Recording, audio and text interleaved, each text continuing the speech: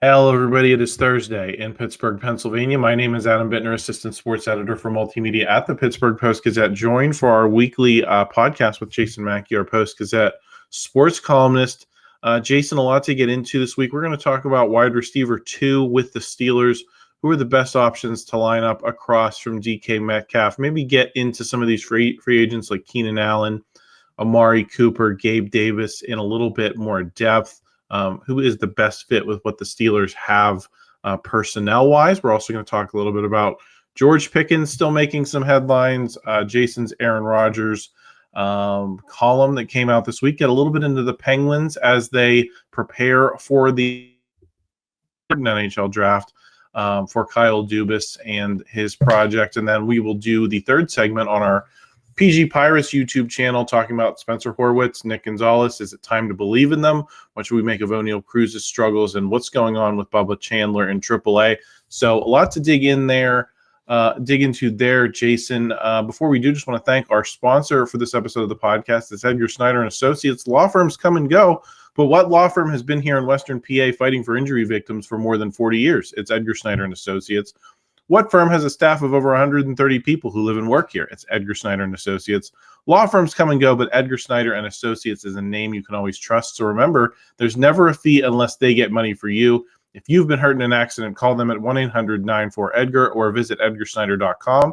They're available 24/7. Okay, Jason, let's start this Steelers wide receiver 2 conversation with the options they have internally. Do you see any legit number 2 receiver production from guys like Calvin Austin, Robert Woods, Roman Wilson, who at least have the pole position to do that now, unless Omar Khan goes out and makes a move? I mean, those are the guys that are slotting into those roles. Can you see Calvin Austin being not just the second best receiver on the Steelers, but a guy who could be a number 2 receiver for a lot of other NFL teams? No, I don't. And I think they need to go get somebody. I think they need to be aggressive with this. I wish they were. I wish we weren't talking about this, Adam. Honestly, I wish they had been more aggressive and gone out and done something.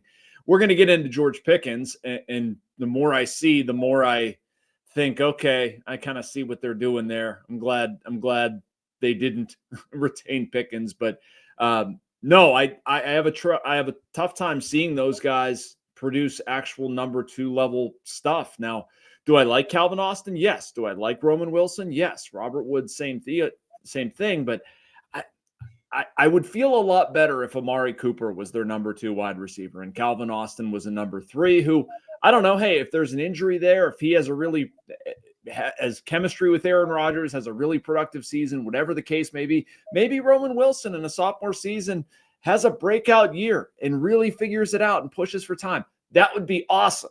But right now, as we sit here on, June 25th, I wish they had more wide receiver depth. Yeah, I think my issue with what they have internally is those guys are somewhat limited in the skills they bring to the table. I don't see Calvin Austin being, a crisp enough route runner at the NFL level or having the body at the NFL level to be a high volume guy. And that's what I'm going to talk about Keenan Allen in a second here. But he kind of just seems like someone who's going to work out in the slot. Maybe he breaks away from defenses a few times with his speed and makes some downfield plays for you, especially when you have, maybe a more reliable arm in Aaron Rodgers throwing him the ball. But I just don't know that he's the down-to-down guy that you would want a wide receiver 2 to be. I think I feel a very similar way about Roman Wilson. I think they have similar skills. I think Roman Wilson has a chance to be a little bit better in that regard. Just given his track record at Michigan. But again, he's a small guy. We know that's why he struggled to get on the field in year 1 in addition to his injury. And Robert Woods just hasn't been that guy in some time, which brings me to Jason Keenan Allen. I'll tell you why I like him is that this offense has not had a guy who can catch 80 to 100 balls, be a solid third down option that, if you need 4 yards on 3rd and 4, he can stick his nose in there, make that play for you. It's not always about what George Pickens brought and what the Steelers hope DK Metcalf brings, and big flashy down the field throws. You need that for an offense. You need that with Aaron Rodgers. But I think to complement that, you want a guy who you can rely on in those sticky spots. And I think Keenan Allen is that guy, even though he's getting a little bit older. Yeah, but he said he didn't want to play for the Steelers, right? That's the I last mean, I heard I from didn't see Keenan that Allen. comment, but I believe you. Yeah. So it's going to be kind of a sales pitch there with Aaron Rodgers. I don't know. I agree with everything you're saying with Keenan Allen. I would have absolutely no problem. I might prefer Amari Cooper. I'm not sure. I think either one would be fine. I think there's some productive season to be had here. And I don't want them to fall off any further than that. Like looking at some of the other external, I mean, again, if I can sign up for Keenan Allen, I'm in. I just don't know if he's interested in playing for the Steelers. Yeah. Amari Cooper, though, what do you think? Do you think there's anything there? Too many injuries last season? When you look at the numbers, Jason, I mean, they look fine for what we're talking about. And we've certainly seen him go off, especially that last half season. What was that? The end of 2023 Yeah. with Joe Flacco. Seasons.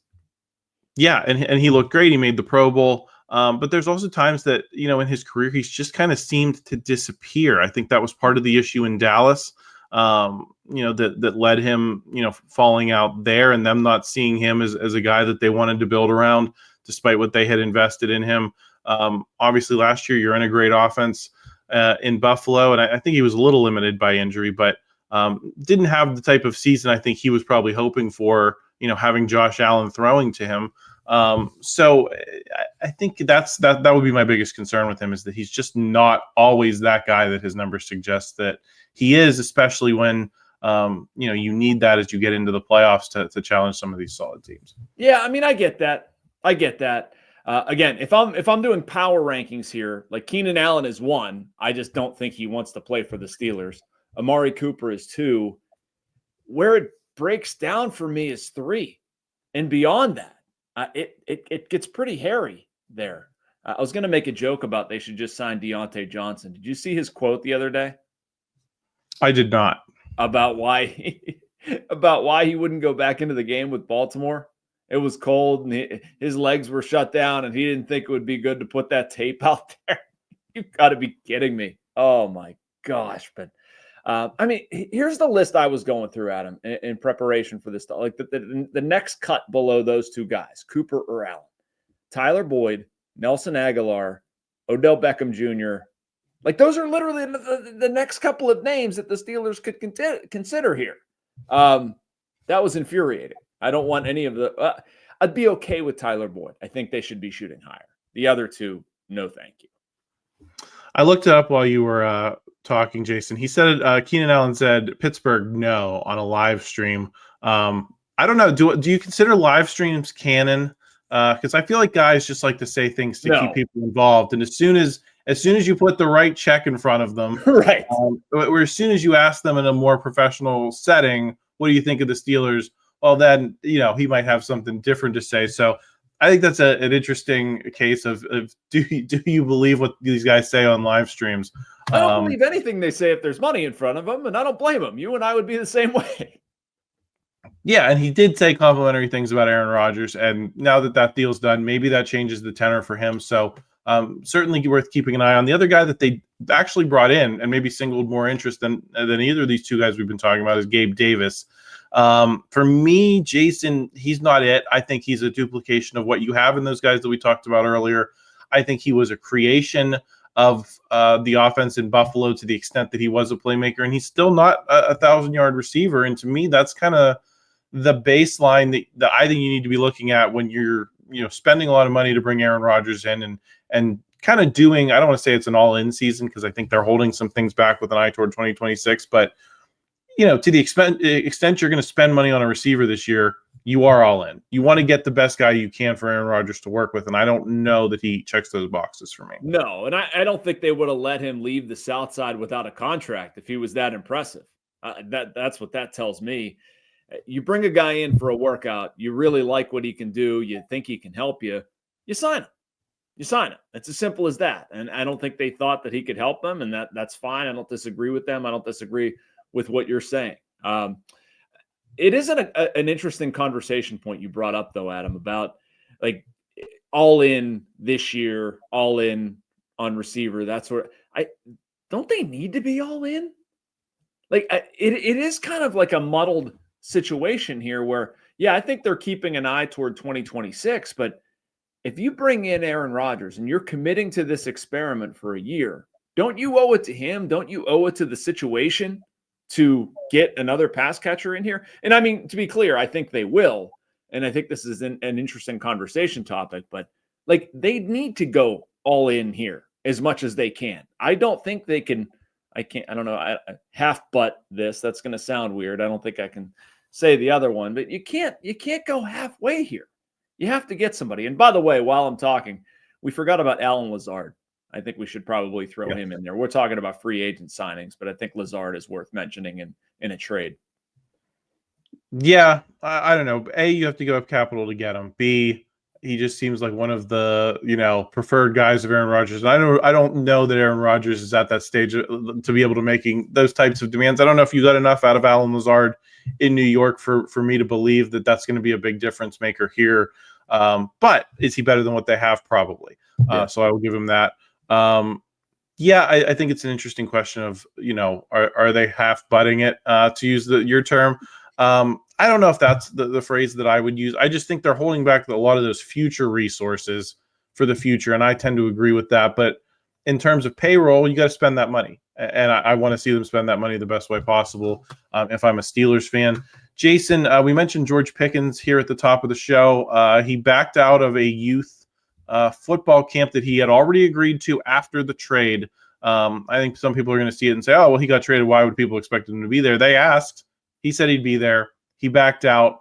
Pat Freiermuth is now coming, so credit to him for hanging out with those youth football players in this football camp. But what does that episode say to you about the relationship and how it has deteriorated and maybe why it deteriorated? Tells me you always have to get a Penn Stater to fit things, Adam. Fix things. That's what it tells me. No, just kidding. And that's not a pro Penn State comment. I'm out of the fight at Westminster. But no, a credit to Pat for stepping in. And what it tells me about George Pickens is he's not a very good decision maker in a couple different areas. I mean, that's a decision when he comes off the sideline to pout or to just put his head down and go back to work. When he's asked to block on a play, that's a decision. When he's in the back of the end zone, you can go for a pass or you can start a fight with the defensive back. He's going to start the fight. Shooting an imaginary gun, like God knows what. It's just a poor decision maker. And yes, people would understand if you got traded, you say, I'm sorry, I'm not doing the camp anymore. I don't work in Pittsburgh. I don't live in Pittsburgh. They traded me. No hard feelings. I don't think anybody would have a problem with that. The issue is he said he'd do it, probably because he wants the payday that is accompanied with it. I don't think he had a moment of like, oh, I really want to be around a bunch of kids and families on this particular day. I doubt that. So who knows? But it's poor decision-making. It's poor communication. I think it reflects poorly on Pickens. I mean, it's just another argument or another example of immaturity, of you need to grow up. You need to realize what a professional athlete does to succeed, what is asked of you. And for whatever reason, this guy is continually thought he's special. Maybe because he's surrounded by people telling him how special he is, and he is special as an athlete. But you're not bigger than the game. You're not bigger than rules that have governed players long before you, or rules that have governed players after you, or just basic human decency, man. Like, these are parents trying to send their kids to a football camp that it might be really financially difficult for some of them. Just be honest. Just be honest. I got traded. I can't do it. I'm sorry. I'm not interested. Don't screw with people and say you are, have them spend money, go down the road with this thing, and then pull out of it. At that point, you've made the commitment. Honor your commitment. So I don't know. It was another window into the character and what lacks, I think, character-wise with Pickens. Jason, you wrote a column this week about who you feel is the most important player in Pittsburgh sports. You picked Aaron Rodgers. The argument that he probably has the biggest impact potentially in terms of changing the fortunes of Pittsburgh sports teams in the year ahead. I want to give you a chance to explain, and then I'll give my pick. Yeah, sure. So I mean, I wanted to put together a top 10 list of the most important people in Pittsburgh sports right now. And it got a little, I don't know, arduous, confusing, like after spots 4, 5, 6. And I was even debating myself One area where I wasn't debating, though, was Rodgers. And important in my mind is not like, best looking or best in their sport or best legacy or something like that. It's who can affect wins the most right now. Like, where does that meter go the furthest? And I don't see how it's not Aaron Rodgers. Like, the Steelers are, as much as we complain about all their flaws, our team that is closest to the playoffs. The Pirates, you're seeing that. The Penguins, I think they're on a good path, but it's not immediate. I do think the Steelers, if things go right with Aaron Rodgers, they can win 11 games. They can win a playoff game. Maybe they win 12. I don't know. But to me, if Rodgers flops versus if he wins, that's a spread of like 5 to 12, in my opinion. And I don't think you have that spread everywhere else. And some other names that I considered, Adam, I mean, Mike Tomlin, I hear all the time here or on the radio or whatever. It's the common denominator with the Steelers. It might be, but he's not playing. And so I go with Rodgers. I think he can reverse the Steelers' fortunes. Obviously, had to consider Sidney Crosby, Paul Skeens, a bunch of other guys who are obviously very, very good. In Crosby's case, legendary. In Skeens' case, absolutely dominant. But most important right now, that's why I went with Rodgers. I think I'd go Skeens, to be honest with you, Jason, because I think he dominates the entire conversation about the Pirates. If they just stink without a guy like that on the team, I don't think there's the pressure to fix it. I don't think there's the anger that we've seen from fans. I don't think you necessarily move as fast as you did to fire Derek Shelton. Maybe you do. Maybe you say 6 years in. As fast as you did. As you did. 2 months into the season is very early coaching. I just feel like they would have given him a longer leash if there wasn't this anger and resentment of, listen, you have this guy and you have a window with him and you're blowing it. And I think that, I think he just defines so much of how we talk about the Pirates, where I don't know if I see it with Rodgers just because, he's already said, he thinks he's going to retire. So I think that in the year ahead, Aaron Rodgers has the most potential impact to win big in Pittsburgh or be the reason that a Pittsburgh team wins big. I can see that. I just think it's impossible to talk about the Pirates structurally without Paul Skeens. I think he's a lot more central to that conversation. That's why that would be my pick. Why not Sid then? Why not Sid then? Because he's governing the Penguins not doing a full-scale rebuild, which they need. Like, he's taking them down the direct. I don't know if I agree with you. I'm trying to play devil's advocate here. I can see the argument with Sid too. But I think the stakes are a little bit lower because that he's later in his career. He is past. We've seen the best of Sidney Crosby in a Penguins uniform, and it's kind of like a one last gasp situation rather than this is your window to really do it. So that's why that's how I delineate between Skeens and Sid. What about most important off the field?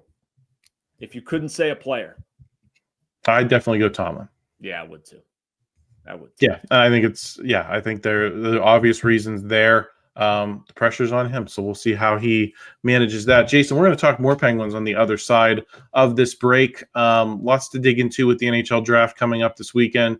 Before we do, just want to thank another sponsor. Are you looking for a way to challenge your body and sharpen your mind? Step into something more than just a workout. Welcome to the brand new Brazilian Jiu-Jitsu Academy at UFC Gym. Here, it's not just about training. It's about living the values of honor, discipline, and respect. Whether you're a total beginner or leveling up your skills, you'll be guided through a structured program led by a third-degree black belt that builds confidence, strength, flexibility, and real technique. Head down to UFC Gym at the Waterfront or Market Square to learn about their exclusive 3-month introductory package today. We'd also like to pass along this message from our friends in Bradenton, Florida.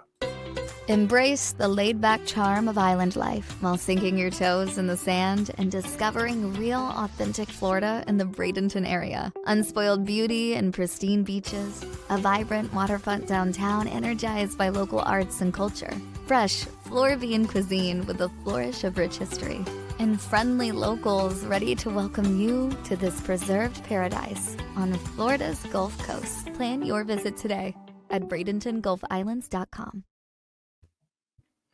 We are back on our weekly podcast with Jason Mackey, our Post-Gazette sports columnist. I'm Adam Bittner. Jason, we're talking about the NHL draft. We've been talking about the NHL draft for a while. These picks the Penguins have amassed over the next 3 years are more or less the foundation of why you're supposed to believe in them being able to rebuild and make a competitive roster in the next year or two. What do you want to see Kyle Dubas accomplish during this draft with that in mind? Yeah, I mean, the draft matters, right? Like I remember back when I was on the beat, the draft was really just a mechanism for trades. It was, what sort of squirrely stuff is Jim Rutherford going to be up to, or how are they going to trade away a first-round pick? Maybe they've already traded away the first-round pick. I think at least to some degree. Now, I do expect some movement from Kyle Dubas on the trade front, maybe not so much the free agency front when July 1st rolls around, but I do think there's a trade or two to be made here, but it is in some ways about the draft, and that's refreshing. They can get quality players, and I think one of the things that's interesting to me, Adam, is do they move up now that we know about the New York Rangers giving them? I can never remember. Is it the 11th and 12th or 12th and 13th? Like they have two picks back to back around the dozen mark. I in my mind I was going to say 11 and 12, and then I started to doubt myself too. But it's I think it's definitely between 11 and 13. Yeah, it's definitely between 11 and 13. I do the same thing. I don't know why I can't keep that straight. It doesn't change my feeling on it though. And this is going to be something only Kyle Dubas can answer because he's talking to opposing general managers and getting the asking price. Boy, would I love to see them move up. I would love to see them take two picks, make them become one, and get into the top five. I don't know if it's possible. Again, if the seat in the top five is an exorbitant sum price-wise, then okay, I'm not necessarily sure I would do it because I do think they can get an impact player at 11 or 12. But a guy that intrigues me and has for a while, his name is Porter Martone, played for the Brampton Steelheads. He's exactly the type of player the Penguins should want. He's a wing. He's got size. He's a power forward. Other teams like him. So, I mean, he's not going to last until number 11, but has some just great characteristics for somebody that you'd want to play in your top six. Can probably develop. I mean, that's the Ontario Hockey League. So, I mean, he has some development still to accomplish. That's okay. But I like his game a lot. There are two more that I've sort of circled, and we've been doing some previews here. Jeff Middleton's been doing them and looking at draft guys, but Roger McQueen is a center from Brandon. Kashawn Atchison is a defenseman from Barrie. And again, I don't expect people to have like a full book on this. It's not the NFL, but Atchison's a left side defenseman with some snarl to his game. McQueen's a center with some pretty good upside. Had an injury last year. That could be something, but it matters about the pick, and that's different.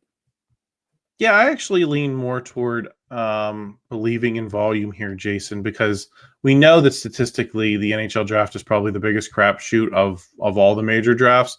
And so I think if you're a team in the Penguins position and you've traded away these draft picks for so many years, and this is your chance to add a bunch of new talent to your system and get basically a bunch of lottery tickets and hope that you scratch off a couple that pay off big time, plug them into the roster you already have, and do that over the next 3 years. I think that's the route I'm looking for. I look at 12 and 13 and say, there's a chance to get two solid players and you have a decent chance of one of them working out.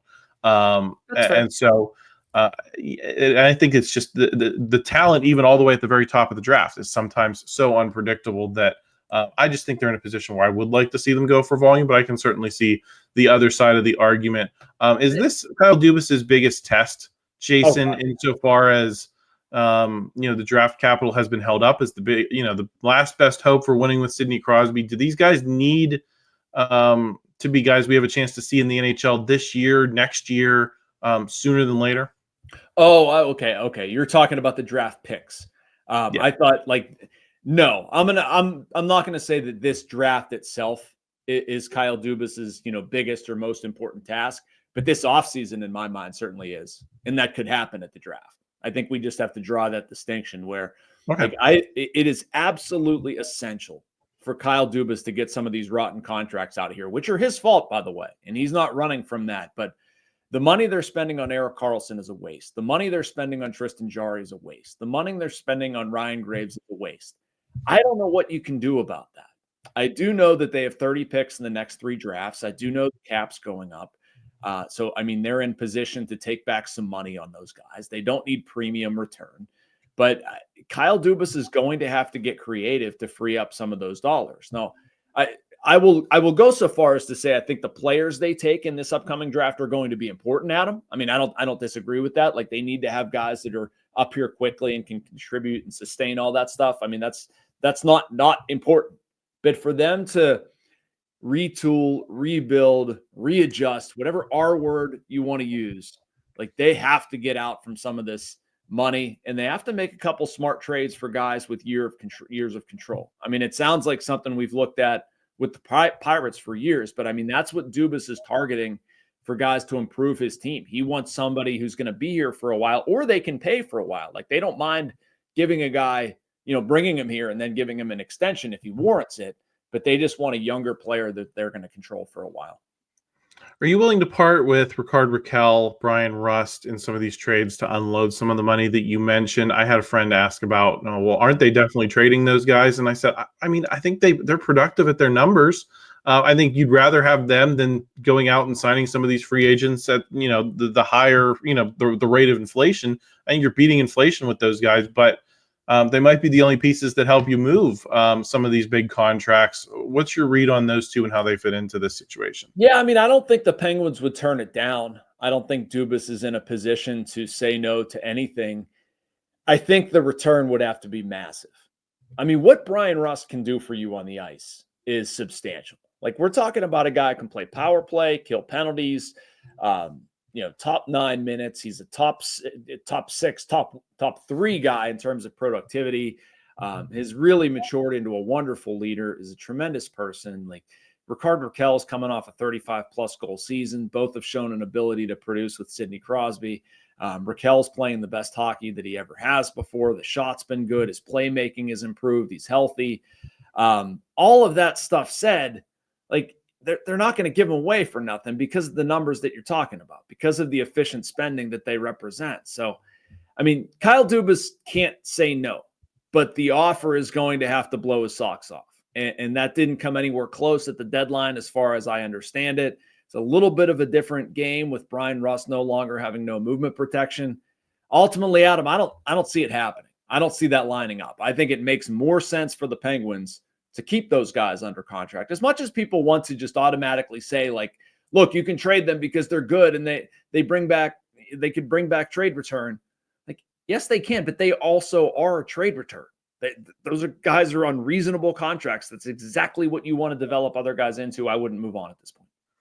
Well, I think, again, I think sometimes the difference in the way the economy works in the NHL versus other sports gets lost. And because these guys demand such long-term deals, when you get to the end of them, Jason, that's when they're at their most valuable, because you're beating the market to such a spread with what you would have to pay to get a Rickard, Rakell or get a Bryan Rust in free agency. So you've gotten to the end of these deals with them. That's when you want to keep them most if they're productive. So unless you're completely out of it. And if they are at the trade deadline, okay, maybe that's a different conversation. But as we sit here today, I would want to hold on to those guys as well. Jason, we're going to get into Pirates on the other side of this break. If you're on audio, stay right here. It's all going to be one file. If you're on video, head over to our PG Pirates YouTube channel. We're going to be talking about Spencer Horwitz, Nick Gonzalez, Ben Cherington, O'Neill Cruz. Lots to get into over there. We will see you on the other side. Thank you for checking out this content from Post-Gazette Sports. If you watch this video on YouTube, please like the video and subscribe to our channel. For all of the sports coverage the Post-Gazette has to offer, visit post-gazette.com.